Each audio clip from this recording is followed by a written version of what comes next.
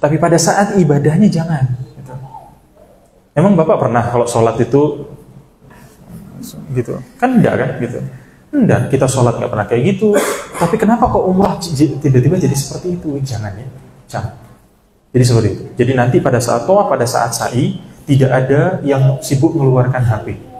Sibuk apa video Ka'bah apa segala macam. Kalau memang mau video nanti selesaikan tawafnya, minggir, baru kemudian silahkan foto-foto. Yang mau foto dengan keluarga, foto dengan rombongan, silahkan. Ya, jadi seperti itu. Baik. Terus Bapak dan Ibu coba lanjut. Ya.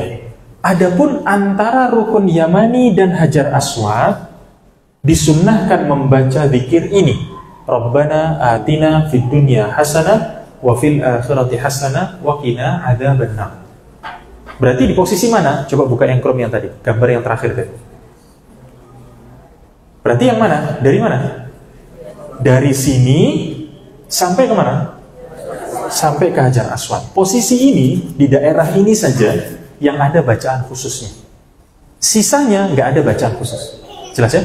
Maka selama kita dari sini menuju Hajar Aswad, kita mengatakan Rabbana atina fid dunya hasanah. Kalau sudah habis, Ustaz, diulangi kembali. Karena ini kan jauh ini, Pak. Jarak antara sini sampai sini itu lumayan. Ya. Jadi lumayan. Jadi kita sampaikan Rabbana atina terus sampai nanti menuju Hajar Aswad. Begitu sudah sampai Hajar Aswad, apa yang dilakukan? Apa yang dilakukan? Hah? Apa? Oke, dada berisyarat, ya. Berisyarat lagi, kemudian bertakbir lagi, kemudian kita jalan. Jelasin? Nah, bagaimana cara menghitungnya, Ustaz? Cara menghitungnya sederhana. Pada saat kita mulai di sini, kan kita jalan nih. Pertama kali ya, mulai pertama kali bismillah Allahu akbar, kemudian kita jalan kan? Jalan kan ya? Terus kemudian sampai di rukun Yamani, sampai di sini Rabbana atina dan seterusnya. Sampai di sini lagi, maka ini disebut 1 kali putaran. Jelas ya? Lakukan seperti ini 7 kali. Jelas? Nah, balik lagi ke PowerPoint. Bapak dan Ibu sekalian, satu hal yang ingin saya sampaikan. Pada saat tawaf, tolong jangan ganggu saya dengan pertanyaan, Ustaz, ini sudah 3 kan? Ini sudah 4 kan? Jangan. Saya punya cara ngitung saya sendiri. Jadi jangan ganggu hitungan saya, karena nanti saya akan jadi ragu. Saya ngitung sudah 4, tiba-tiba Bapak ada yang nanya, Ustaz, ini 3 kan, Ustaz? Yang benar yang mana ini berarti gitu loh. Ya, jadi jangan tanyakan itu ke saya. Ya. Jadi seperti itu. Karena kemarin waktu keberangkatan Oktober ada tuh yang kayak gitu. Untung saya sudah sampaikan di awal. Begitu sudah selesai umrah dia ngomong, Ustaz, tadi Ustaz bilang ini sudah yang ke-7. Pas saya ngitung masih 6, Ustaz. Gitu. Coba tanyakan jamaah lain, oh iya sudah 7. Gitu. Berarti dia ragu-ragu sendiri sebetulnya. Maka ikuti saja saya. Jangan Bapak ganggu saya dengan pertanyaan seperti itu. Ya. Nanti yang ini bilang sudah 3, yang itu bilang sudah 4, yang itu bilang baru 2, repot jadinya kalau sudah seperti ini. Nanti tidak selesai tawaf kita. Ya? Jadi seperti itu. Setelah 7 kali putaran, maka apa? Menutup kedua pundaknya bagi pria. Jadi ketika kita sudah selesai itu tawaf, maka apa? Pundak ini tutup sudah. Tidak ada lagi buka-buka pundak. Jelasnya kalau sekalian, ditutup pundak. Terus kita akan menuju apa? Maqam Ibrahim. Ya. Maqam Ibrahim. Baik, coba dibuka Chrome-nya di pencarian. Saya lupa di pencarian. Coba buka cari lintasan tawaf gitu, coba tawaf di image, di gambar. Nah, mana ya? Coba lihat. Nah, ini.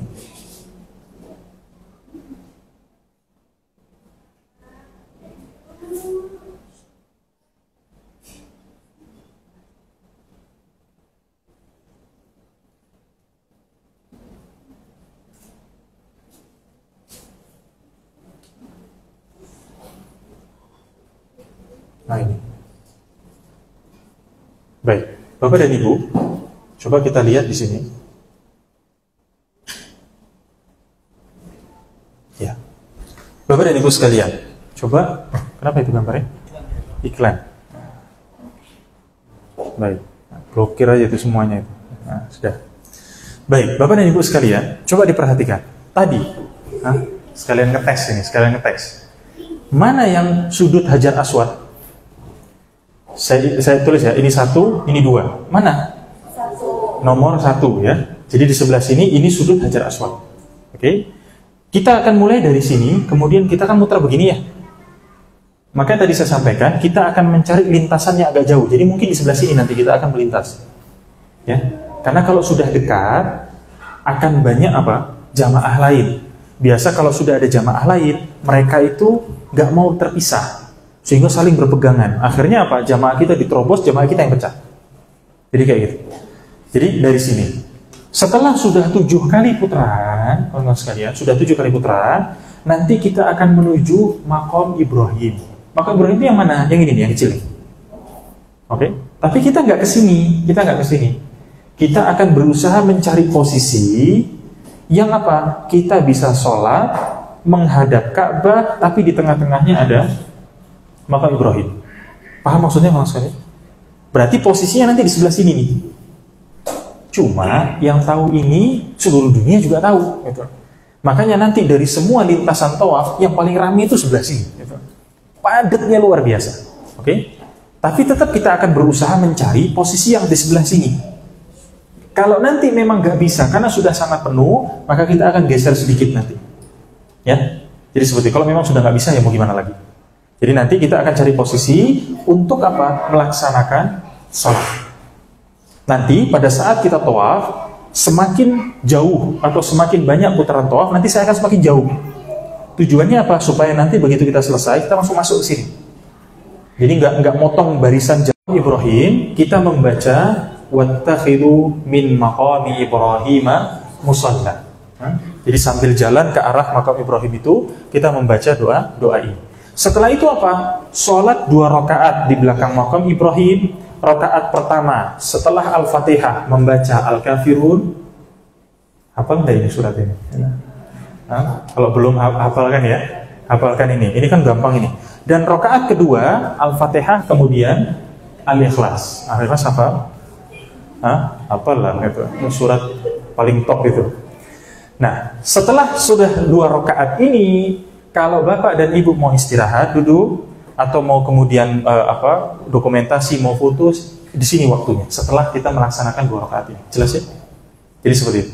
Jadi pada saat tawaf, tolong jangan sibuk dokumentasi. Biasanya sudahlah ibadah kita jadi rusak karena kebanyakan dokumentasi. Biasanya orang itu gampang terpisah rombongan karena sibuk dokumentasi. Dia sibuk begini, foto-foto Ka'bah. Habis itu dia lihat jamaahnya udah nggak ada. Akhirnya dia bingung mencari. Kita repot, jamaah itu pun jadi repot. Jadi jangan seperti itu. Baik. Setelah sudah, maka kita akan minum air Zam-Zam. Jadi setelah kita sudah melaksanakan sholat, kita akan minum air Zam-Zam dan menyirami kepala dengan air Zam-Zam. Ya. Ini tidak perlu banyak. Bukan mandi gitu, bukan. Minum sedikit, lalu kemudian sisa sedikit dari air itu kita tuangkan di kepala. Paham ya teman-teman sekalian? Baik. Setelah itu baru kemudian kita akan bergerak menuju sa'i. Lanjut. Nah, ini gambarannya teman-teman sekalian. Jadi pertama kita akan mulai dari sebelah sini, ya. Lalu kemudian kita akan berjalan dari Hajar Aswad, kita akan berjalan. Kemudian nanti kita akan berjumpa dengan rukun Yamani. Antara rukun Yamani sampai Hajar Aswad kita mengatakan Rabbana Atina seterusnya. Lalu ketika sudah sampai di Hajar Aswad, maka ini hitungan 1 kali putaran. Terus dilakukan 2, 3, 4, 5, 6, 7. Baru kemudian kita menuju Maqam Ibrahim untuk melaksanakan sholat. Jelas ya teman-teman sekalian? Baik, lanjut. Adapun doa ketika minum air Zam-Zam, ya, ini doanya. Nanti Bapak dan Ibu bisa baca. Berikutnya adalah sa'i antara Safa dan Marwah. Antara Safa dan Marwah. Ketika mendekati Safa, maka membaca Innas Safa wal Marwata min sya'airillah sampai selesai. Ketika kita berjalan menuju Safa. Karena dari tempat tawaf menuju tempat sa'i itu agak lumayan perjalanannya. Gak jauh sih, tapi adalah jarak perjalanan. Tapi waktu itu bisa kita isi dengan membaca ini. Nah, Bapak dan Ibu sekalian, pengalaman saya di bulan Oktober kemarin, ketika melakukan tawaf, ketika melakukan sa'i, saya melakukan sa'i di lantai paling bawah. Di lantai paling bawah. Jadi tempat yang bisa kita lihat ada bukit sofanya.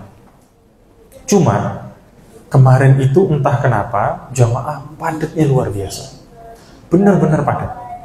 Sehingga pada saat kita mau berdoa di setiap bukit tersebut, polisi sudah mengatakan apa? Jalan.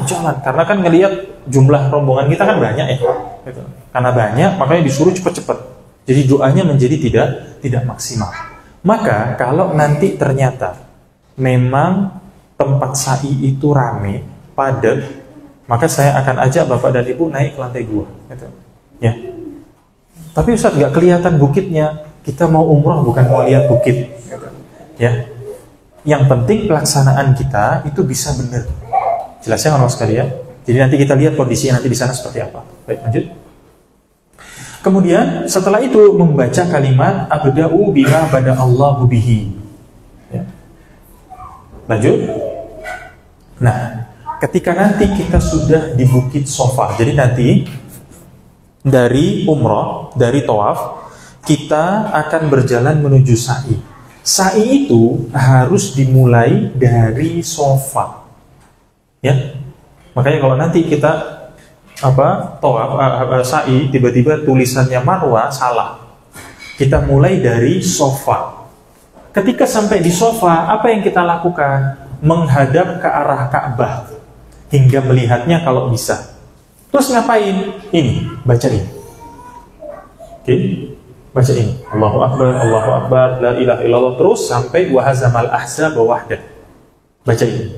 Setelah itu apa yang kita lakukan? Kita berdoa. Dan Nabi SAW ketika berdoa di posisi ini, berdoa dengan doa yang sangat panjang. Jadi seperti itu. Doa masing-masing tentunya ya. Doa masing-masing. Setelah itu apa? Apakah selesai Ustaz? Tidak. Bacaan ini diulang 3 kali. Sudah selesai doa yang pertama, kemudian apa? Kita baca lagi yang ini, kemudian doa lagi yang kedua. Selesai, baca ini lagi dan doa lagi yang ketiga. Paham ini kalau sekalian? Jelas ya? Jadi selama kita di sofa, kita lakukan yang seperti ini. Yang seperti ini. Nanti doanya bisa Bapak latihan dan Ibu di rumah latihannya. Jadi seperti ini. Baik. Setelah kita membaca doa ini, baru nanti kita bergerak menuju, bukan menuju hotel, menuju apa? Menuju Marwah. Ya. Jangan langsung capek Ustaz pulang gitu. Menuju Marwah. Ya. Baru nanti kita bergerak menuju Marwah. Ingat Bapak dan Ibu, nanti lagi-lagi Bapak dan Ibu akan melihat orang ketika sampai di sofa, maka dia hanya akan begini. Habis itu dia jalan, gitu. Gak tahu ini begini-begini ini ngapain. Gitu. Makanya jangan tiru-tiru, jangan ikut-ikutan. Ya? Jangan ikut-ikutan. Cara yang benar adalah seperti ini. Baik, lanjut. Kemudian turun dari sofa, dan berjalan menuju Marwah.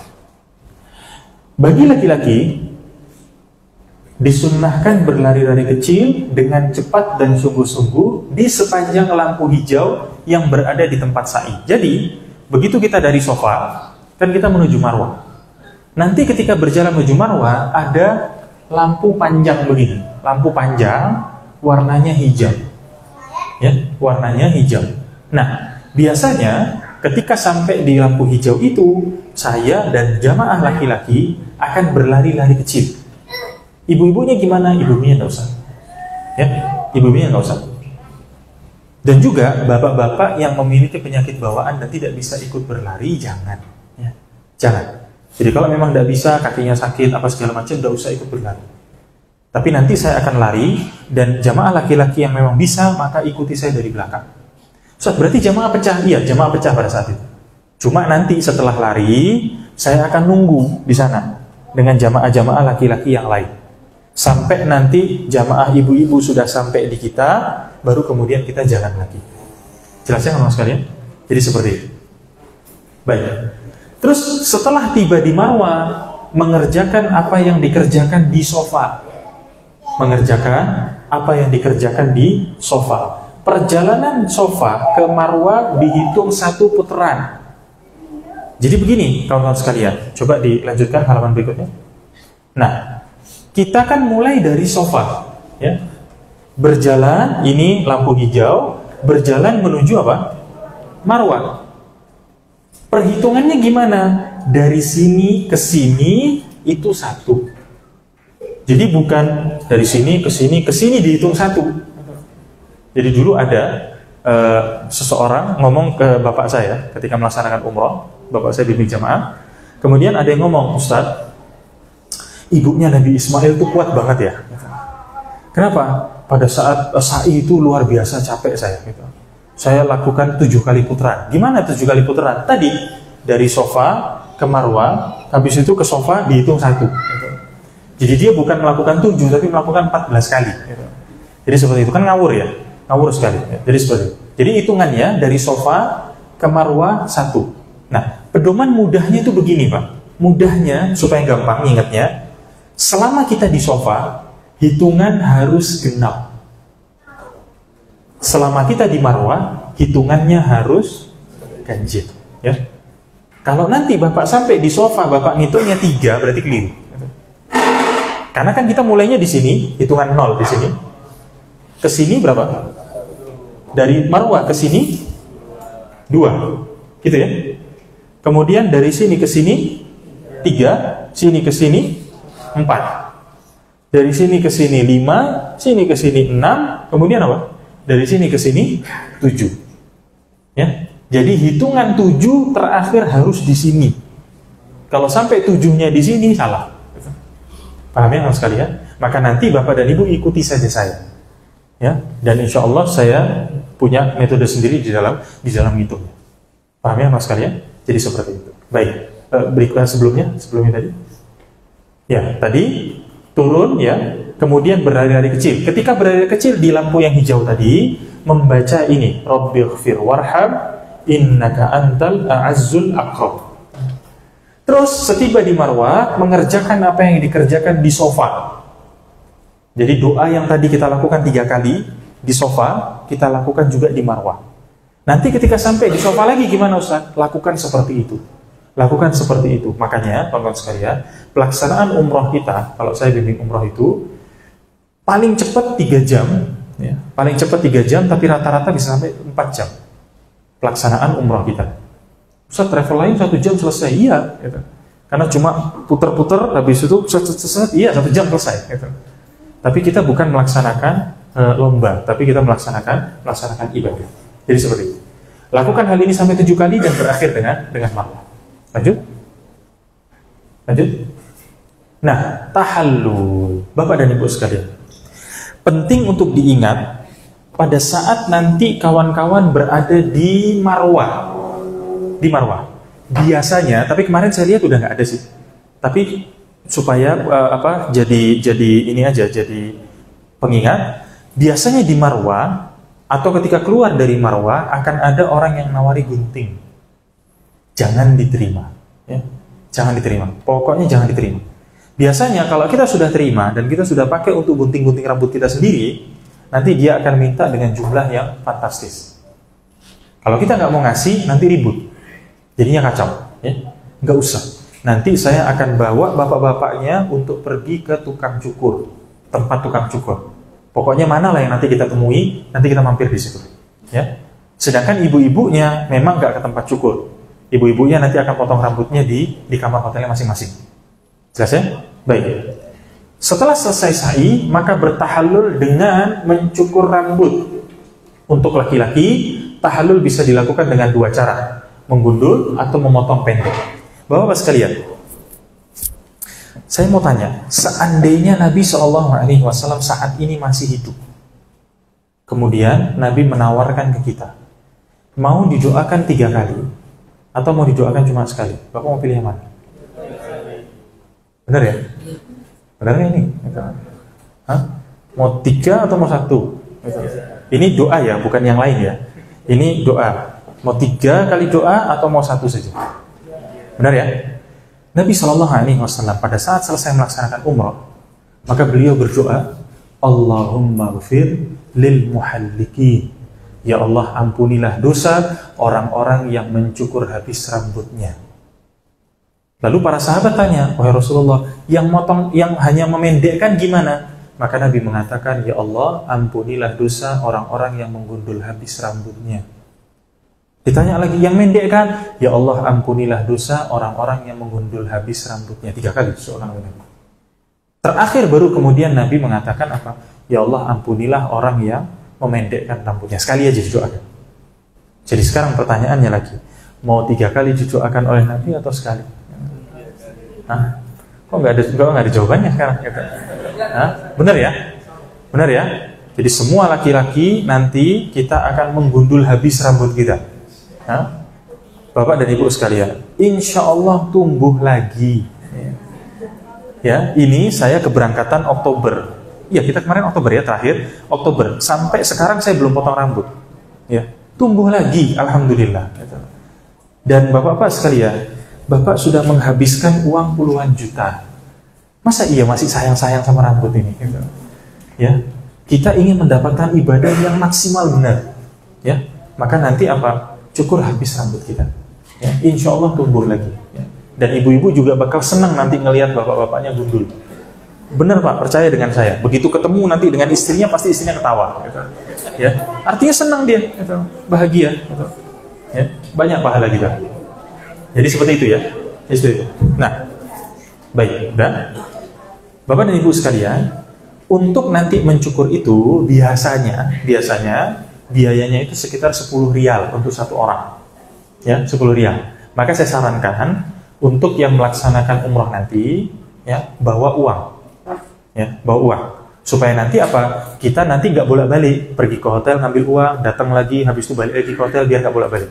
Siapkan saja uang 10 atau 20 rial misalkan, jaga-jaga. Ya. 1 orang itu 10 rial biasa. Nah, kawan-kawan sekalian, di sana itu menggundul rambut itu cepat dan mereka memang sudah profesional. Ya, mereka itu memang kerjaannya begitu, dan entah mungkin sudah jutaan kepala yang mereka sudah cukur. Dan alat cukur mereka itu sekali pakai buang, bukan kayak di kita yang pakai silet dipatahkan itu, enggak. Ya, bukan kayak gitu. Mereka itu dengan alat-alatnya sekali dipakai buang, selalu seperti itu. Jadi nggak perlu khawatir tentang kehigienisannya. Jadi satu alat cukur, alat-alatnya itu sudah dipakai buang. Nanti dia buka yang baru lagi untuk orang yang baru. Ya, jadi seperti itu. Baik. Nah, untuk wanita gimana? Untuk wanita hanya boleh menggunting sedikit rambutnya kira-kira seukuran ruas jari. Gimana caranya? Rambut ibu-ibu kan panjang ya. Nanti rambut yang panjang itu dikumpulkan semuanya, kemudian apa? Dipegang begini, kira-kira seukuran ruas jari, segini aja. Ya, dari bagian bawah rambut diukur kira-kira seukuran jari. Jadi dari rambut yang digenggam semuanya itu kita potong begini. Paham ya mas kalian? Paham ya ibu-ibu ya? Jadi bukan dipotong dikit, bukan. Dikumpulkan semua kemudian dipotong begini. Ya, begitu kita bapak-bapaknya sudah menggundul habis rambutnya, kemudian ibu-ibunya sudah mencukur atau sudah menggunting rambutnya, maka apa? Semua larangan ihram tadi sudah halal dan status kita sudah bukan lagi orang yang berihram. Jelas ya mas sekalian? Baik. Berikutnya. Nah, karena sekalian di sini yang perlu diperhatikan, pakaian ihram bagi laki-laki maupun wanita tidak boleh ada wewangian dan berbau harum. Jadi nanti kalau bapak dan ibu ini punya ini di rumah, mau dicuci boleh, tapi jangan pakai wangi-wangian. Ya, jangan pakai wangi-wangian, karena pada saat nanti kita mau melaksanakan umroh, ini nggak boleh wangi. Jelas ya bapak ibu sekalian. Terus kalau badan kita boleh wangi nggak? Badan laki-laki sebelum melaksanakan umroh, sebelum melaksanakan ihram, boleh wangi? Boleh. Ya. Jadi sebelum kita mau ihram nanti pakai minyak wangi di badan, itu nggak ada masalah. Tapi jangan di sini. Ya, jangan di sini. Silakan mau pakai minyak wangi di badan boleh, tapi jangan di kain ihram. Adapun untuk para wanita memang tidak diperbolehkan pakai minyak wangi sama sekali. Jadi seperti itu. Kemudian, dalam berzikir atau berdoa ketika tawaf dan sa'i diharapkan tidak mengeraskan suara. Lagi-lagi ini sering latah tuh orang Indonesia. Nanti pada saat kita tawaf nanti ada yang subhanallah. Nanti biasanya tuh ada jamaah yang ikut gitu. Karena dia nggak baca apa-apa ketika tawaf. Akhirnya dia ngikut subhanallah, itu biasa saya tegur nanti gitu. Jangan, silakan doa sendiri, zikir sendiri, tidak perlu mengeraskan suara. Karena memang tidak ada aturannya seperti itu. Terus tawaf disyariatkan suci dari hadas. Maka nanti sebelum kita tawaf kita wudhu dulu. Jelas ya sekalian? Dan saya usahakan setelah selesai dari tawaf atau ketika tawaf itu bapak masih dalam keadaan dan ibu masih dalam keadaan suci dari hadas. Ya, karena tawaf kita itu insya Allah tidak lama. Yang lama itu sa'i. Ya, jadi seperti itu. Nah, kalau seandainya ternyata pada saat tawaf bapak kemudian batal, nanti akan ada tim kita di sana. Ya, salah satunya nanti adik saya nanti akan jadi pembantu saya nanti di sana. Nanti dengan dia pergi ke WC, nanti kemudian melanjutkan tawaf. Tapi kalau saya saran, bagusnya jangan kayak gitu. Ya, makanya nanti sebelum kita tawaf, buanglah tuh semua yang harus dibuang. Ya, buang-buang lah. Pokoknya semua yang harus dibuang. Setelah itu kita duduk, kemudian kita melaksanakan tawaf. Ya. Terus saat ihram tadi boleh menggunakan sabuk, ikat pinggang, jam, kacamata itu boleh, tidak ada masalah. Dianjurkan tidak melakukan tawaf maupun sa'i sambil membaca buku atau bacaan lain. Karena apa? Khawatir nabrak. Kalau kita begini, bisa nabrak orang. Dan bisa apa? Memisahkan antara rombongan. Karena kita sibuk begini, rombongannya sudah ke sana, tapi kita masih begini. Begitu ini bingung. Gitu. Ya, terus lanjut. Nah, maka kawan-kawan sekalian, itu pembahasan berkaitan dengan umroh tadi. Kemudian sekarang kita masuk ke ziarah di Madinah, ya, ziarah ke Madinah. Sedikit saja, beberapa tempat yang kita akan kunjungi, di antaranya ada Masjid Nabawi, kemudian Masjid Quba, makam Rasulullah dengan dua sahabatnya yang mulia, kuburan kaum muslimin Baqi, ini hanya untuk khusus laki-laki, dan kuburan syuhada Uhud. Ya, dan semua ini masuk di dalam rangkaian perjalanan kita nanti. Terus lanjut. Ini doa ziarah kubur, ya, kawan-kawan bisa baca. Nanti doa ziarah kubur ada di bukunya masing-masing. Kemudian raudhah. Ya. Raudhah ini kawan-kawan sekalian, sifatnya adalah harus mendaftar menggunakan aplikasi. Jadi nggak seperti dulu. Mendaftar harus pakai aplikasi. Nah, kalau nanti ternyata, ya mudah-mudahan enggak. Kalau nanti ternyata kita enggak jadi atau enggak bisa masuk ke dalam raudhah, maka apa? Enggak ada masalah. Karena semua tempat di Masjid Nabawi juga memiliki keutamaan yang besar. Tapi tetap akan diusahakan untuk kita bisa masuk ke raudhah. Jadi seperti itu. Lanjut. Ya, ini area raudhah, kecil sekali areanya di dalam masjid. Peminatnya banyak, makanya apa? Enggak bisa lama-lama kalau memang kita bisa masuk di sini. Kemudian ada peziarah ke Masjid Nabawi, nanti Bapak dan Ibu bisa baca. Lanjut. Ya, apa saja yang harus dilakukan? Lanjut lagi. Nah, kemudian tidak berbicara keras ketika berada di makam, jangan melakukan atau jangan meletakkan kedua tangan di atas dada. Ini sering di banyak orang. Ketika di depan makam langsung gini, nggak tahu ngapain ini. Gitu. Ada juga yang kemudian apa? Doa menghadap ke arah kuburan, minta dengan Nabi. Ini juga nggak boleh. Nggak boleh juga memberikan sesuatu kepada kuburan Nabi. Ya, saya pernah lihat ada yang kirim surat. Orang Indonesia. Jadi dia ketika polisi itu lagi ngelihat ke mana, dia gulung kertas, kemudian dia lemparkan di dalam kerangkeng yang ada di sana. Ini jangan ya, jangan. Jadi seperti itu. Selantiasa melaksanakan salat lima waktu. Apabila keluar dari Masjid Nabawi, keluarlah seperti Anda keluar dari masjid yang lain, mendahulukan kaki kiri sambil membaca doa. Lanjut. Nah, kemudian di sana Bapak dan Ibu, setiap selesai dari sholat fardu, hampir setiap dari selesai sholat wajib akan ada sholat jenazah. Ya. Nah, di buku itu sudah ada apa yang harus dilakukan pada saat pelaksanaan sholat jenazah. Makanya tolong dibaca dan dipelajari. Sholat jenazah terdiri dari 4 rakaat. Rakaat pertama langsung membaca surat Al-Fatihah. Lanjut, rakaat yang kedua, takbir yang kedua, membaca sholawat atas nama Nabi. Takbir yang ketiga, berdoa untuk mayit. Kemudian takbir yang keempat, kalau masih mau berdoa silahkan. Habis itu kemudian salam. Jelasnya kawan-kawan sekalian? Nanti kawan-kawan bisa baca. Lanjut. Baik.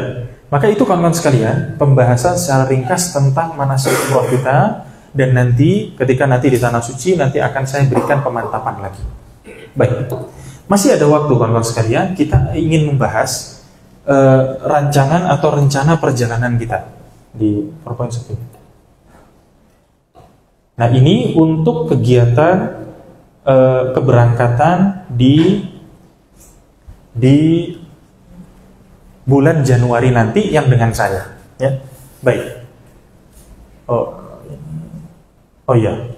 Baik, kawan-kawan sekalian, ini kegiatan kita nanti tanggal 10 Januari, ya, tanggal 10 Januari kita akan melakukan perjalanan dari Pontianak menuju Cengkareng. Ya. Yang pertama, jam 10 pagi jamaah berkumpul di depan restoran AW terminal keberangkatan Bandara Supadio. Jadi kita mesti datang awal, Pak. Ya, kita mesti datang awal. Karena kalau datangnya telat, Ustaz kok awal banget? Kok awal banget? Karena kalau datangnya telat, yang bikin lama itu sebetulnya bukan check-in-nya, tapi apa?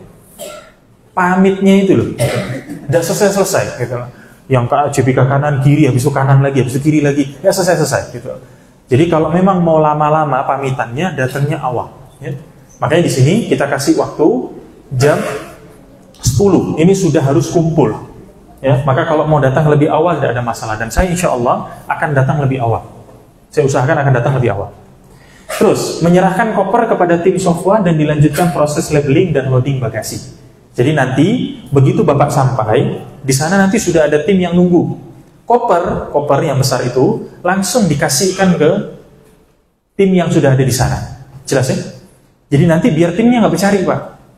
Biasanya itu nanti tim dicari dulu. Ada yang pamitnya di sana, kita datang ke sana. Gitu. Pak minta kopernya baru dikasih. Jadi nanti begitu sampai di sana, cari tim Sofwa, langsung kasih apa? Koper. Ya, langsung kasih koper. Kemudian apa? Briefing mengenai kegiatan perjalanan. Nanti saya akan sampaikan. Ya, pengingat-pengingat apa yang harus disampaikan. Foto bersama, ya, dan pembagian boarding pass dan Siskopatu. Boarding pass dan name tag. Dan nanti saya akan sampaikan name tag itu adalah benda yang sangat penting. Jangan sampai hilang. Jangan sampai hilang. Dan jamaah biasanya ada yang suka hilang. Lupa naruh di X-ray, kemudian lupa diambil. Biasanya kayak gitu. Ya. Dan nanti kalau kemudian ketinggalan dan ada di saya, nanti saya marahi nanti. Ya. Jadi jangan sampai ketinggalan. Karena itu nanti akan menjadi tanda pengenal, Pak. Kalau seandainya Bapak sesat, sampai di sana Bapak sesat, Bapak tinggal cari orang Indonesia, nanti di balik kartu itu ada nomor saya. Orang itu nanti bisa telepon saya, atau Bapak bisa telepon saya nanti bisa jemput. Jadi seperti itu. Tapi kalau kartu tak ada, HP tak bawa, jadi orang Arab lah sana. Jadi seperti itu. Kemudian kita take off nanti jam 11.55 menuju Cengkareng dengan pesawat Lion Air atau Super Airjet. Kemudian landing di Cengkareng diperkirakan jam 2:30. Kemudian jam 2:30 jamaah menuju Terminal 3 dan persiapan check-in penerbangan internasional. Ya. Kemudian take off penerbangan, ya, take off penerbangan ini grup maskapai, ini yang grup Garuda Airline. Jadi nanti grup Garuda ini datang jam 10, keberangkatannya ke Tanah Suci jam 6.20. Saja. Adapun untuk yang Saudia kumpulnya agak telat. Kumpulnya jam 4. Jamaah berkumpul di depan restoran AW jam 4. Jadi seperti itu. Jadi keberangkatan kita agak berbeda. Kemudian take off menuju Cengkareng jam 6 sore. Setelah itu landing di Cengkareng jam 7.45. Jamaah menuju Terminal 3 ya, jam 8:30. Kemudian jam 9:30 review manasik umroh serta istirahat. Lanjut. Nah, kemudian jam 12:30 persiapan check-in penerbangan. Kemudian melakukan profiling, baru take off ke Jedahnya kita jam 4:30. Jadi agak berbeda antara satu tim dengan tim yang lainnya. Tapi masing-masing tim nanti akan ada yang mendampinginya. Jadi seperti itu, tidak usah khawatir. Kemudian ketika sudah sampai di Jeddah, ya, landing di airport Jeddah, menuju imigrasi dengan proses kurang lebih 2 jam, kemudian melanjutkan perjalanan menuju kota Mekah sembari melantunkan kalimat talbiyah. Setelah itu jam 1 istirahat makan siang, ya, dengan tetap menggunakan pakaian ihram. Loh, kok pakai kain ihram, Ustaz? Nah, kawan-kawan sekalian, untuk keberangkatan pada tanggal 10 Januari kita akan berhenti di Mekah dulu. Artinya kita akan pergi ke Mekah dulu. Sehingga pelaksanaan ihramnya dilakukan di mana? Di pesawat. Ya, dilakukan di pesawat. Sehingga kita akan melewati mikot nanti di atas pesawat. Salah satu tips yang sering saya sampaikan, ya, untuk mempermudah kegiatan kita, penggunaan kain ihram sudah dilakukan di Bandara Soekarno-Hatta. Ya. Ustaz, malu, ngapain malu? Kita ini mau ibadah kok. Gitu. Gak usah malu, ngapain malu? Gitu. Walaupun nanti ada orang-orang yang nggak kayak kita, biarin aja. Ya. Kan Bapak bayar sebanyak ini bukan untuk supaya dapat omongan orang lain, kan enggak? Supaya ibadah kita benar. Ya. Jadi nanti saya akan ganti baju saya di Soekarno-Hatta. Jadi saya benar-benar sudah siap. Sudah tidak lagi memakai pakaian apapun, saya hanya akan menggunakan 2 lembar kain ini saja. Jadi seperti itu. Sehingga nanti pada saat sudah mau melewati mikot, kita nggak akan susah. Nanti Bapak akan lihat di pesawat, begitu mau melewati mikot, orang-orang sibuk ngantri di WC nanti. Lihat aja nanti. Sehingga Bapak-bapak nggak perlu lagi ngantri. Udah duduk aja di dalam di kursinya masing-masing, akan memulai mikotnya. Jadi seperti itu. Ya. Jadi kayak gitu. Nanti kita akan ihramnya di pesawat. Nanti saya akan ingatkan lagi ketika sudah sampai di bandara. Kemudian istirahat makan siang, ya. Jam 1 tetap menggunakan pakaian ihram dan memperhatikan larangan ihram. Jadi kita nanti sampai di hotel, kita makan dulu. Setelah itu melanjutkan perjalanan ke hotel. Kemudian di jam 4 diharapkan sudah sampai di hotel. Tergantung nanti kita melihat lalu lintasnya seperti apa. Lalu kemudian istirahat di lobi sejenak, kemudian lanjut melaksanakan ibadah umroh. Tentu nanti tunggu instruksi dari saya. Biasanya di sini, kalau udah sampai sini biasa udah mulai capek. Gitu. Udah mulai apa? Udah mulai gelisah. Gitu. Saat kapan ini umroh? Udah. Tunggu instruksi dari saya. Ya. Jangan latah, jangan apa lagi tadi? Jangan panik, ikuti aturan pembimbing. Ya. Udah, tenang aja. Insya Allah kita nggak kemana-mana. Baik. Setelah itu pelaksanaan umrah, ya, rangkaian ibadah umrah diperkirakan selesai estimasi 4-5 jam. Setelah itu kemudian istirahat dan makan malam di hotel, serta jamaah diperbolehkan menggunakan pakaian biasa dan telah berakhir larangan-larangan ihram. Nah, ini kegiatan di hari Sabtu tanggal 11 Januari. Lanjut. Kemudian tanggal 12, ya. Tanggal 12 kegiatan kita persiapan untuk sholat tahajud dan sholat subuh di Masjidil Haram. Jam 6 sarapan di hotel, kemudian acara bebas. Ya. Jadi di hari Ahad tanggal 12 Januari tidak ada acara tertentu, acara bebas. Lanjut. Di hari Senin kita akan ada city tour, Pak. Kita akan ada city tour, ya. Jadi city tour itu akan dimulai dari jam 7, Pak. Ya. Jadi dimulai dari jam 7. Makanya supaya bagus, setelah kita itu sholat subuh, maka langsung apa? Segera balik ke hotel. Segera balik ke hotel. Jadi seperti itu. Biar apa? Biar nanti kita nggak telat.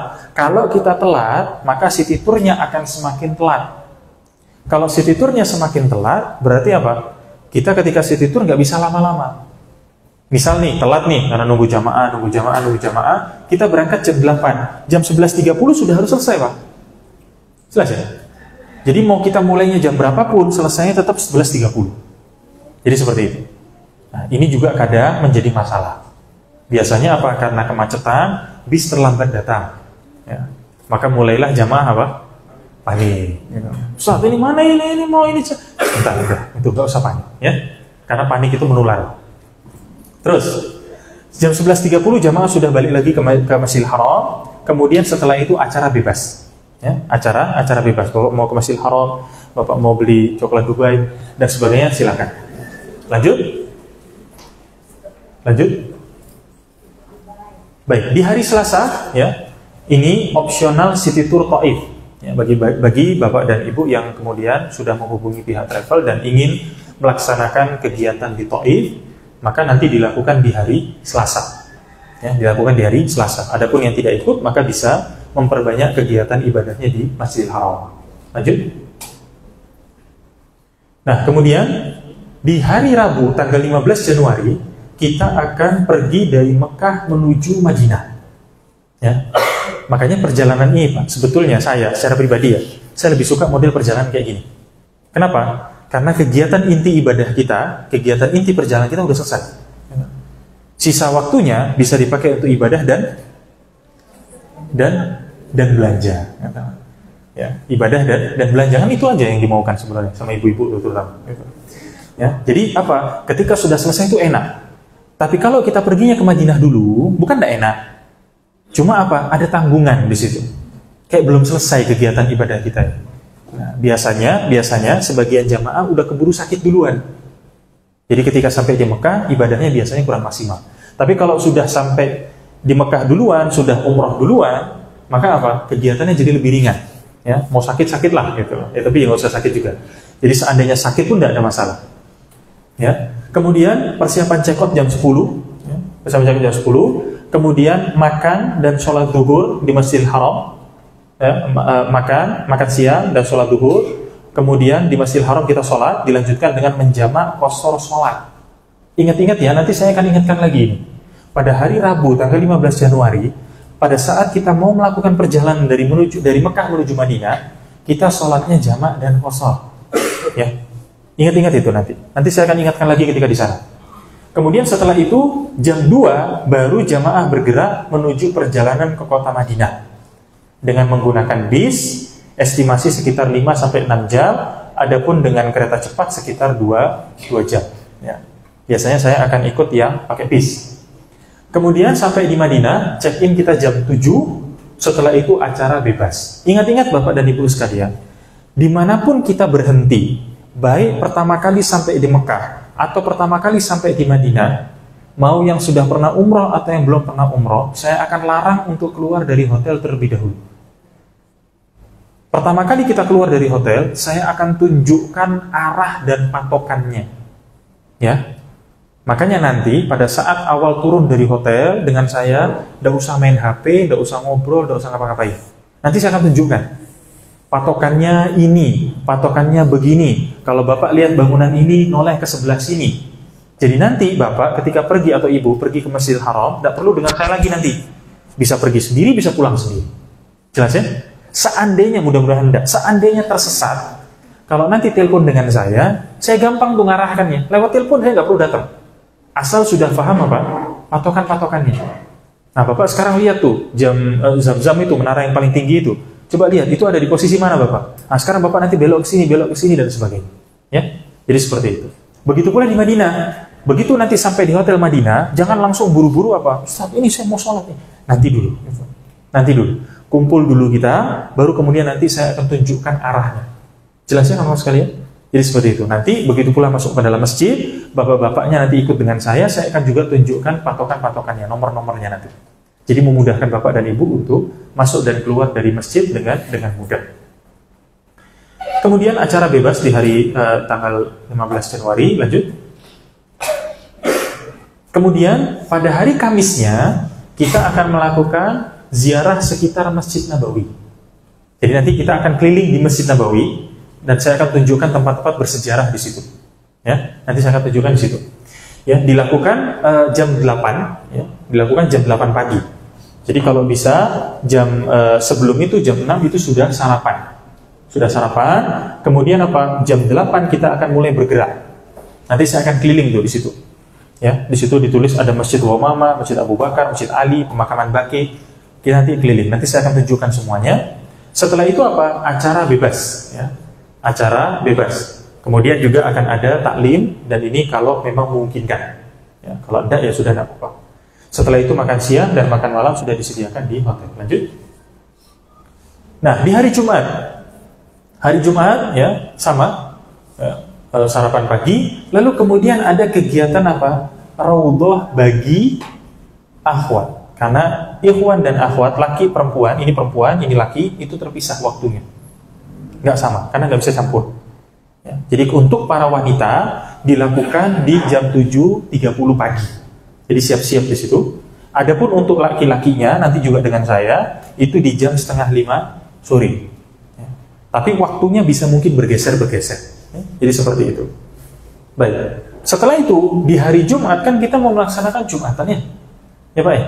Nah, Jumatan di sana itu Pak, jangan dibawa kebiasaan Jumatan di sini. Datang ketika kapan? Mending ketika azan, sudah imam khutbah kedua baru datang. Jangan ya. Jadi di sana itu Pak, kita melaksanakan ibadah itu dilakukan di awal. Di situ saya sampaikan, persiapan sholat Jumat, jamaah dianjurkan untuk datang lebih awal di Masjid Nabawi untuk mendapatkan keutamaan tentunya. Nah, cuma di sana itu Pak, ya, karena tingkat kepadatan jamaah yang tinggi. Karena kalau Bapak nggak dapat tempat yang enak, Bapak nanti sholat di luar. Ya, kalau sholat di luar nggak nyaman, enak di dalam. Jadi seperti itu. Nah, cuma yang ingin saya sampaikan adalah apa? Di Masjid Nabawi itu dilaksanakan adzan 2 kali pada saat Jumatan, Pak. Tapi nggak seperti adzan 2 kali di Pontianak. Adzan 2 kali di sana itu, adzan pertama biasanya setengah jam sebelum adzan zuhur. Ya. Jadi setengah jam sebelum adzan zuhur. Makanya kalau Bapak sudah masuk masjid tiba-tiba adzan, kok nggak ada khotib yang naik mimbar ini? Gitu. Karena memang antara adzan satu dengan adzan yang kedua itu jaraknya sekitar setengah jam. Jadi setengah jam kemudian baru imamnya nanti naik di atas mimbar, baru kemudian adzan lagi. Jadi seperti itu. Setelah itu acara bebas. Lanjut. Kemudian di hari Sabtu tanggal 18 Januari kita akan melakukan city tour Kota Madinah. Ya, city tour Kota Madinah. City tour Kota Madinah dimulai dari jam 7. Ya, dimulai dari jam 7 kita akan keliling. Ya, Masjid Quba, Jabal Uhud, makam Hamzah dan seterusnya kita akan keliling tuh. Ya, dan juga nanti akan saya jelaskan tempat-tempat bersejarah dan ceritanya seperti apa. Jadi seperti itu. Kemudian jam 11.30 jamaah sudah harus kembali untuk persiapan sholat duhur ke Masjid Nabawi. Makanya kalau kita awal mulainya kita bisa agak lama ketika di tempat-tempat bersejarah tersebut. Setelah itu acara bebas, ya. Memperbanyak ibadah wajib dan seterusnya. Kalau bisa mengikuti kajian berbahasa Indonesia di dalam Masjid Nabawi jika ada. Ya, kebetulan pengajar Masjid Nabawinya sudah pulang yang berbahasa Indonesia. Beliau sudah lulus S3-nya. Saat ini belum dapat info terbaru saya siapa yang akan menggantikan beliau di dalam kajian bahasa Indonesia di sana. Jadi kalau memang ada, silakan ikuti. Kalau misalkan nggak ada, Bapak mau ikuti majelis taklim di sana yang pakai bahasa Arab juga boleh. Ya, boleh. Gitu. Siapa tahu jadi pinter, jadi bisa bahasa Arab. Lanjut.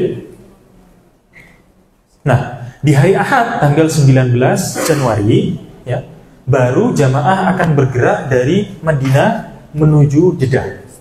Ya, dari Madinah menuju Jeddah. Ya, jadi seperti itu. Nah, harus diingat-ingat Bapak dan Ibu sekalian. Dan ini juga saya ingatkan. Ketika Bapak dan Ibu sudah mau menuju Jeddah atau menuju kepulangan, nanti saya akan menjadi tim pemeriksa berat bagasi. Ya, nanti saya akan bawa timbangan, saya akan timbang dan saya akan catat tuh. Gitu. Ini bawa apa? Kebanyakan bawa sajadah, ini kebanyakan bawa. Ini saya akan catat itu nanti. Ya, tujuannya apa? Ketika nanti kita sudah sampai di Jakarta, dari Jakarta menuju Pontianak, itu pesawatnya, bagasinya hanya 20 kilo. Sehingga kalau ada kelebihan, ya, mohon jangan minta saya yang bayarkan. Gitu. Ya, bayar sendiri-sendiri lah. Gitu. Ya, jadi kalau memang ada kelebihan, nanti saya akan catat, Pak, ini catatannya Bapak 25 kilo. Ingat-ingat ya. Ini dan seterusnya. Nah, ingat Bapak dan Ibu sekalian, diingat-ingat benar-benar ini. 20 kilo itu, bagasi 20 kilo dari Jakarta menuju Pontianak, ya, itu sudah termasuk dengan apa? Zam-zam. Berarti berat koper kita hanya 15, zam-zamnya 5 liter. Kecuali kalau Bapak tidak mau zam-zam, zamnya dikasih saya boleh. Nah, jadi seperti itu, udah kebanyakan coklat di dalam tas itu, saya sudah nggak mau zam-zam, ya sudah, nggak apa-apa, nanti zam-zamnya buat saya. Tapi harus diingat-ingat ya. Jadi jangan sampai nanti ribut ketika di sana. Ingat, zam-zam itu dengan bagasi itu disatukan beratnya. Jadi 20 kilo itu koper plus zam-zam. Jadi bukan terpisah.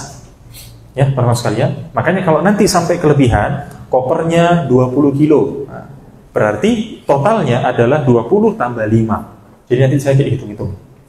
Jelas ya? Nah, makanya sebagian jamaah di bulan Oktober itu ada apa? Jadi pinter, Pak. Sebagian jamaah itu jadi pinter. Kan kita pergi nanti dapat 3 tas ya. 1 koper, 1 tas yang warna hijau, atau warna hijau. Kemudian 1 tas lagi yang kayak gini. Ini yang saya pakai. Yang kayak gini. Ya. Itu kemudian apa? Sebagian jamaah itu, kalau istilah akuntan di Oktober itu apa? Jamaah itu jadi bersayap katanya. Karena apa? Tosnya itu jadi mekar begini Pak. Gitu. Jadi ketika di sini karena isinya udah banyak itu. Jadi yang di koper, karena saya bilang itu nanti kalau kelebihan bayar sekian-sekian, akhirnya yang di koper dimasukkan di tas-tas itu. Ya itu silahkan saja kalau Bapak mau. Gitu. Ya. Jadi seperti itu. Kalau memang kelebihan bagasi. Tapi nanti saya akan catat itu. Ya. Saya akan catat semuanya itu. Terus kemudian ya untuk kepulangan Jakarta ya langsung menuju kemudian check out untuk kepulangan Jakarta program umroh reguler atau menuju Turki untuk yang umroh plus Turki.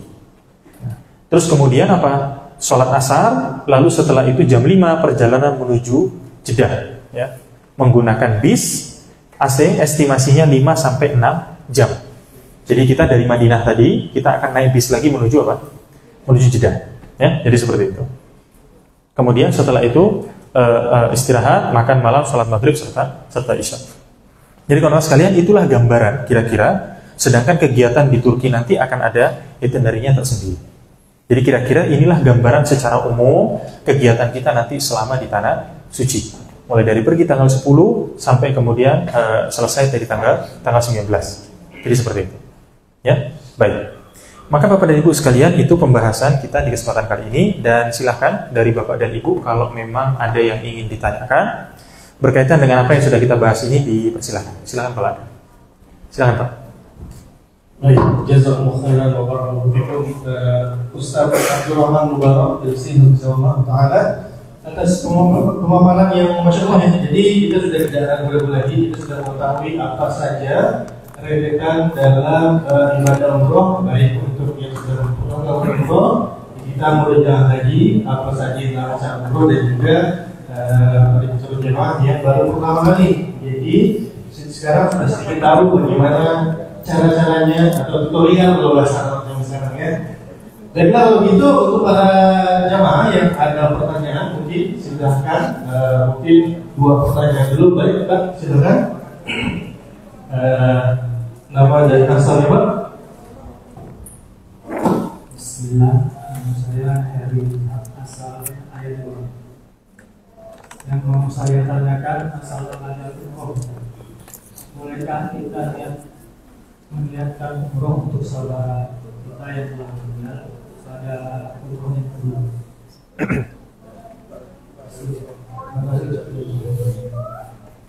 Baik, terkait pada umroh Ustaz. Mungkin nanti akan perhatian pertanyaannya gitu ya, apakah boleh umroh berkali-kali gitu selama kita masih di sana. Kemudian satu lagi boleh, silakan Bro. Assalamualaikum warahmatullahi wabarakatuh. Saya Fauzia dari Pontianak. Kami menanyakan masalah visa sudah ikhtiar, tiba-tiba saja datang tamu bulanan pada saat mau tawaf. Itu bagaimana ada cara Ustaz? Baik, ini lebih ke saat tawafnya juga Ustaz. Mungkin bisa pertanyaan pertama dulu Ustaz tentang badal silakan. Bapak dan Ibu sekalian, mengenai badal umroh, maka syarat untuk membadalkan umroh adalah dia mesti sudah umroh terlebih dahulu. Kemudian mengenai umroh berkali-kali di dalam satu perjalanan tidak pernah dicontohkan oleh Nabi Shallallahu Alaihi Wasallam. Tapi kalau kemudian kita mau melaksanakan umroh lagi, maka bisa dengan syarat kita keluar menuju mikot terdekat, bukan Masjid Aisyah.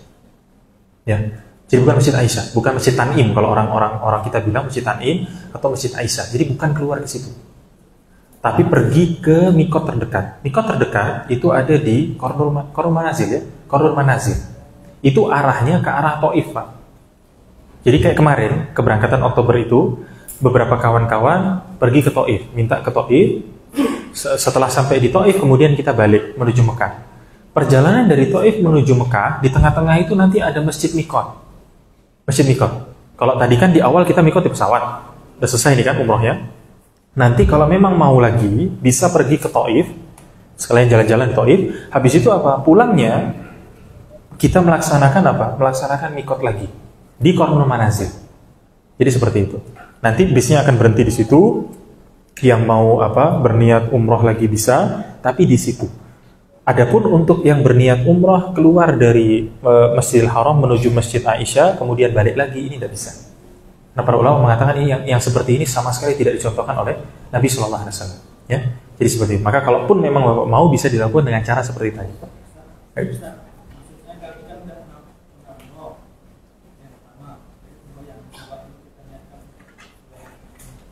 Kalau kemudian tadi yang sebelumnya sudah pernah umroh, sekarang diniatkan untuk keluarga yang lain, maka nggak ada masalah. Syaratnya apa? Satu orang hanya boleh membadalkan satu orang.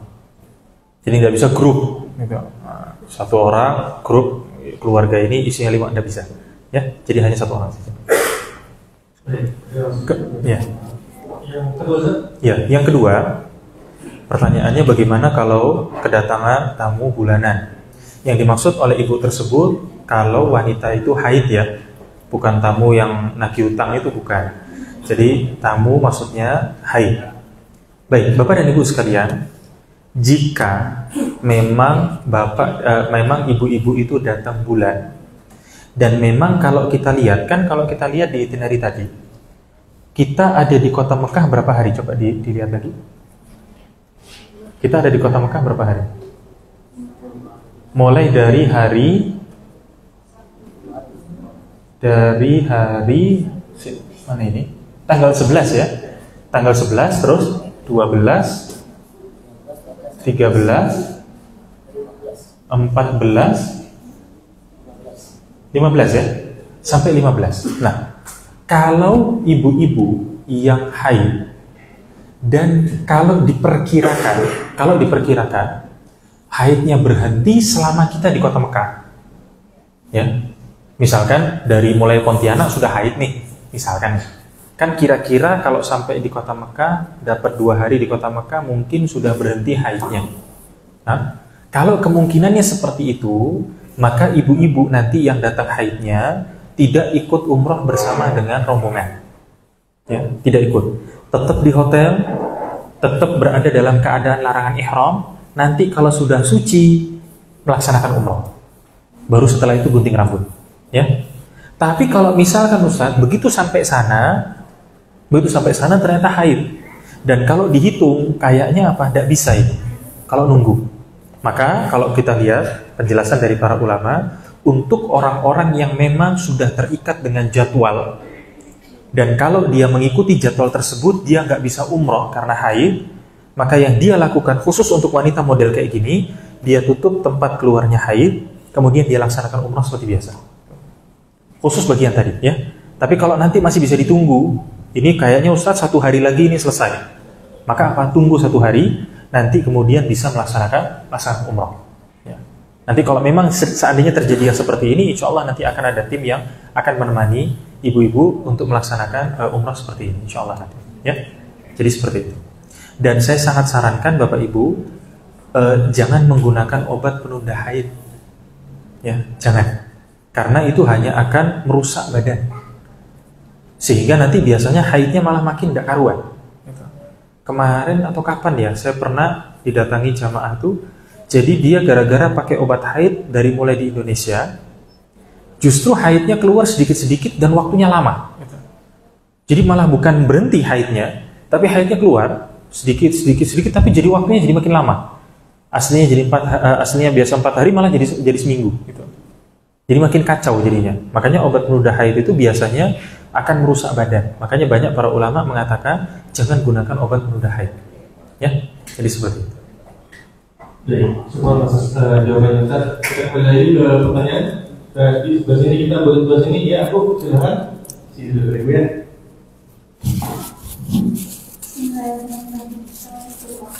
Assalamualaikum.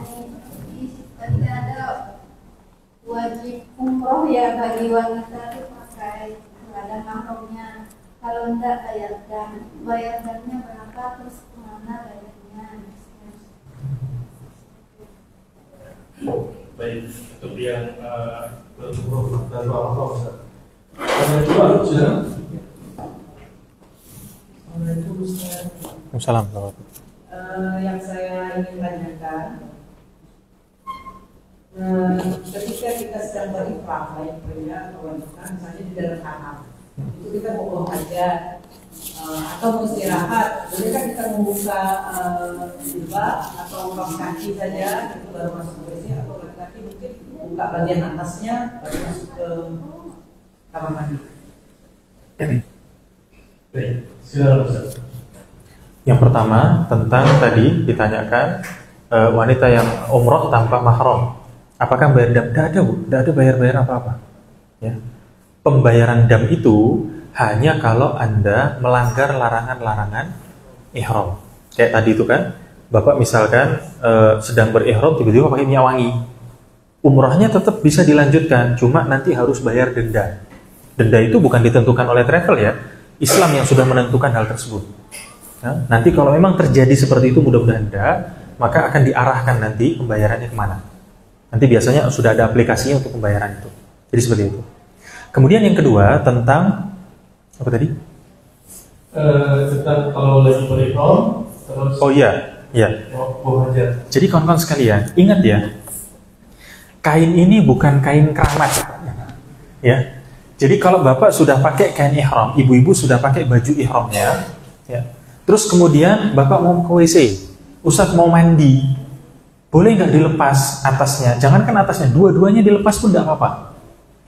Jadi pada saat mandi jangan dipegang begini gitu.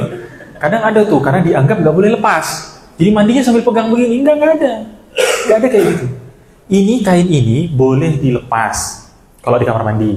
Boleh bapak ganti, misalkan sampai di sana ternyata bapak bilang saya mau beli kain ihram baru lah. Saya mau ganti nih kain ihram ini, saya mau ganti dengan yang baru. Boleh, tidak ada masalah. Ibu-ibu juga demikian. Misal pakaiannya ternyata kena najis atau kena apa, nggak sempat dicuci, mau diganti Ustaz, pakai kain yang lain, boleh. Yang nggak boleh itu apa? Bapak-bapaknya terutama yang nggak boleh itu apa? Pakaian ihram ini diganti dengan apa? Pakaian kayak gini, jelas ya? Itu yang nggak boleh. Jadi kalau nanti ibu-ibu misalkan mau Ustaz saya masuk di hotel dengan keadaan ihram, copot kaos kaki boleh, mau copot kerudungnya boleh, dan sebagainya, nggak ada masalah. Ya, itu tidak termasuk larangan ihram. Yang dilarang, bapak copot ini, kemudian ganti dengan pakaian yang biasa kita pakai itu yang nggak boleh. Jelas ya kan sekalian? Jadi seperti itu. Oke. Ada lagi yang ingin bertanya? Ustaz, maksud saya ini kan sesama di kamar nih, sesama wanita, gitu kan, melepas kerudung atau pakaian nggak apa, atau suami istri, saya melihat bapaknya buka, gitu kan? Iya. Terima kasih sudah diingatkan. Ini saya lupa nyampaikan. Bapak-bapak dan ibu-ibu sekalian, untuk yang nanti satu kamar laki semua atau yang satu kamar perempuan semua, ingat ya. Antara laki-laki dengan laki-laki itu ada batasan auratnya. Antara wanita dengan wanita itu juga ada batasan auratnya. Kemarin tuh ada tuh jamaah yang kayak gitu. Begitu sampai di kamar, sudah selesai umrah ini, begitu sampai di kamar, kemudian dia hanya pakai boxer aja. Gitu. Terus saya tegur, Pak, nggak boleh Pak. Alah Ustaz, laki-laki sama Bah. Gitu. Ini bukan masalah sama laki-laki atau beda laki-laki, enggak. Hukumnya, masalah hukumnya. Ya, kita kan mau ibadah nih. Jadi antara laki-laki dengan laki-laki ini ada batasan aurat. Jangan dibuka-buka ya. Jangan. Antara wanita dengan wanita juga ada batasan aurat. Batasan aurat antara wanita dengan wanita adalah apa? Anggota wudhunya. Jadi seorang wanita boleh melihat anggota wudhu wanita yang lain. Jadi nggak ada masalah dia buka kerudungnya, dia buka sarung tangan atau dia buka kaos kaki, nggak ada masalah. Ya. Tapi lebih daripada itu jangan. Ya. Kecuali kalau bapak dan ibu satu kamar hanya suami istri saja, ya, karena antar suami istri tidak ada batasan aurat, jelas ya? Jadi seperti itu. Karena yang nggak boleh adalah melakukan pendahuluan dari hubungan badan atau berhubungan badan, itu yang nggak boleh. Tapi kalau kemudian misalkan suaminya ganti baju, istrinya melihat dari jauh, nggak ada masalah, ya, nggak ada masalah. Karena antara suami dan istri tidak ada batasan aurat. Tapi kalau misalkan ibu satu kamar, ada suami, ada istri, ada anak-anak, maka apa? Tetap penjagaan aurat ini harus diperhatikan. Karena anak dengan kita juga memiliki batasan batasan aurat, ya. Yang nggak ada batasan aurat itu hanya antara suami dan istri saja. Jadi seperti itu. Sebelum Ustaz. Kayaknya rombongan ya Bu ya. Sama suami sama anaknya ya. Nah, itu yang tadi. Baik, lagi mungkin dari tengah? Ya, Bapak satu lagi, satu lagi. Oke, satu dulu ya. Terima kasih. Assalamualaikum warahmatullahi wabarakatuh. Izin bertanya Ustaz terkait ketika sa'i ya. Ketika sa'i itu kan ketika kita melewati lampu hijau itu kan disunahkan untuk lari-lari kecil kemudian berdoa gitu. Nah itu kan sekitar mungkin 50 meteran gitu ya jaraknya itu. Nah apakah pada saat kita melewati atau memasuki garis hijau itu doa yang dibaca itu cukup satu kali atau doa itu dibaca sepanjang kita melewati lampu hijau itu? Nah, kemudian yang kedua, ini juga posisi ketika kita sa'i, ketika dalam melaksanakan prosesi ibadah sa'i, kemudian kita batal wudu.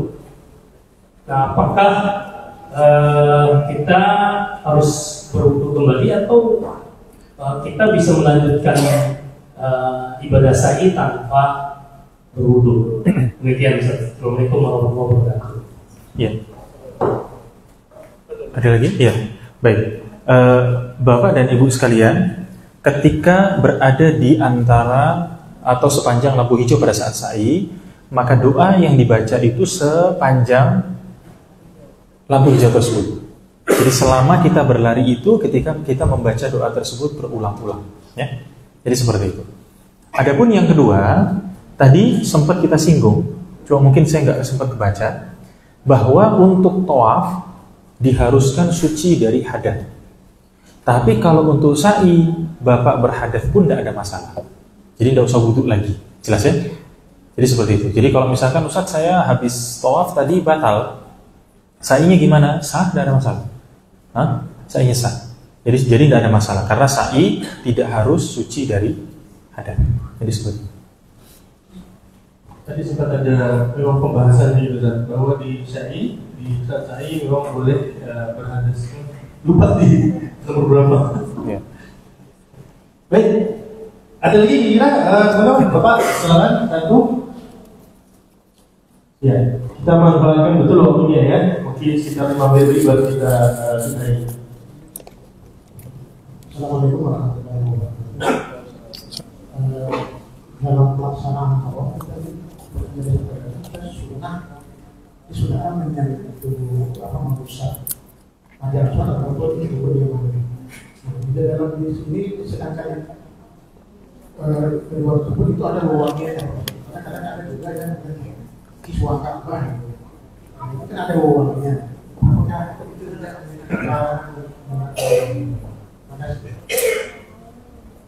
Ya, salah satu larangan ihram adalah menggunakan wewangian. Kalau misalnya kita berhasil menyentuh kiswah belum punya wangi dan ada wewangian yang besar, itu bagaimana Ustaz? Itulah mengapa kita tidak menyentuh dua benda tersebut. Makanya nanti pada saat kita tawaf, kita memang nggak deket-deket dengan Ka'bah. Ya. Jadi memang secara asal nggak boleh. Secara asal memang tidak boleh. Adapun memegang sesuatu yang memang dari asalnya sudah wangi, tanpa ada wangian yang kemudian minyak wanginya itu kemudian nempel di kita, itu nggak ada masalah. Seperti kita mencium bunga misalnya, atau kita lewat di depan toko minyak wangi, itu nggak ada masalah. Kita mencium bau tersebut nggak ada masalah. Yang tidak diperbolehkan adalah kita menggunakan minyak wangi tersebut. Tapi insya Allah pada saat umroh nanti kita memang nggak dekat-dekat dengan Ka'bah, tidak dekat dengan kiswahnya, tidak dekat dengan rukun Yamani, juga tidak dekat dengan Hajar Aswad. Jadi insya Allah aman. Jadi seperti itu. Baik, satu pertanyaan terakhir mungkin. Ada lagi? Bapak dan Ibu. Ibu mau bertanya? Ya. Apa Ibu mau bertanya? Baik. Baik, sebenarnya sudah cukup Ustaz. Sesi tanya jawabnya sekali lagi Kami ucapkan jazakumullah khairan pada Ustaz Abdul Rahman Mubarak atas pemaparan manasik haji yang insya Allah manasik umroh saya, manasik umroh yang insya Allah akan dilaksanakan pada tanggal 10 Januari nanti. Perjalanannya insya Allah ada 45 jemaah yang berangkat dan ada juga nanti yang lanjut ke Turki, ke Turki ya insya Allah. Sekali lagi kami ucapkan terima kasih banyak pada calon jemaah umroh yang sudah hadir pada hari ini. Terima kasih sudah mempercayakan Sofa sebagai teman atau agen untuk keberangkatan umroh Anda. Kemudian kami juga mengucapkan mohon maaf sebanyak-banyaknya apabila selama proses ini masih banyak kekurangan, juga masih banyak hal-hal yang belum bisa dipenuhi. Insya Allah akan menjadi evaluasi supaya menjadi lebih baik ke depannya. Baiklah, kalau gitu Ustaz Abdul Rahman mungkin ada statement penutup atau ada nasihat-nasihatnya? Cukup ya. Baiklah, kalau gitu sekali lagi mengucapkan terima kasih banyak. Silakan untuk menikmati makanan. Kita masih ada waktu mungkin sekitar 10 menit sampai adzan zuhur. Nanti sholatnya di sebelah ya Pak ya. Sholatnya di sebelah bapak-bapaknya. Nanti silakan yang mau makan dulu silakan makan dulu, yang mau istirahat dulu, yang mau ngobrol silakan ngobrol terlebih dahulu. Kita tutup pertemuan hari ini dengan doa kafaratul majelis. Subhanallah. Assalamualaikum warahmatullahi wabarakatuh.